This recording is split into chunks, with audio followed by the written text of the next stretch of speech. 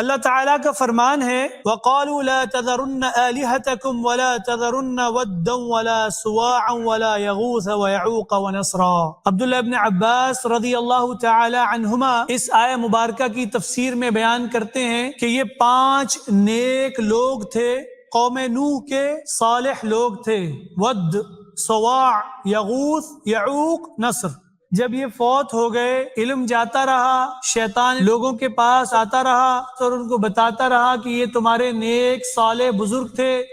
جب تک یہ موجود تھے تم اللہ کی عبادت کرتے تھے، اب یہ چلے گئے ہیں